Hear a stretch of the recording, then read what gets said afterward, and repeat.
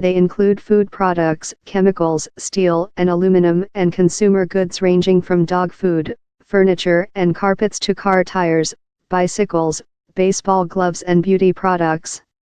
While the tariffs would not be imposed until after a period of public comment, raising the proposed level to 25% could escalate the trade dispute between the world's two biggest economies. The source said the Trump administration could announce the tougher proposal as early as Wednesday. The plan to more than double the tariff rate was first reported by Bloomberg News. There was no immediate reaction from the Chinese government. In July, it accused the United States of bullying and warned it would hit back.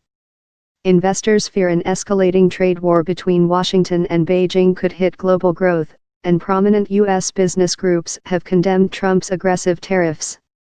Stock markets edged up globally on Tuesday on a report that the United States and China were seeking to resume talks to defuse the budding trade war.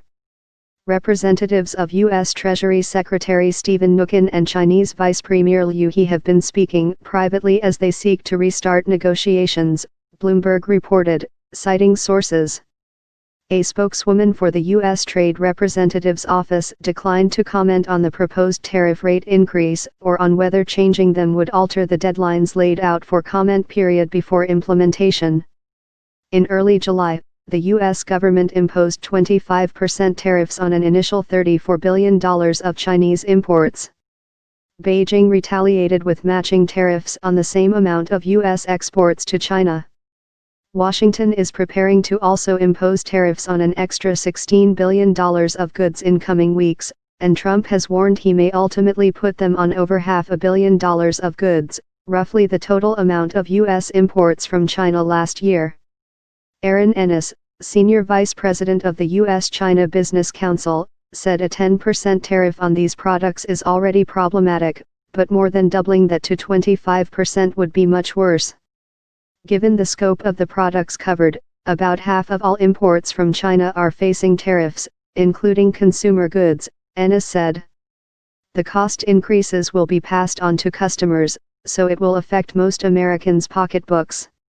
Trump had said he would implement the $200 billion round as punishment for China's retaliation against the initial tariffs aimed at forcing change in China's joint venture, technology transfer and other trade-related policies. He also has threatened a further round of tariffs on $300 billion of Chinese goods.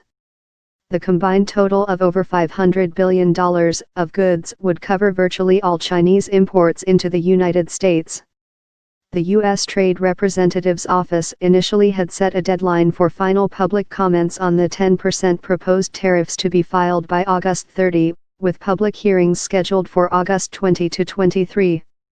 It typically has taken several weeks after the close of public comments for the tariffs to be activated.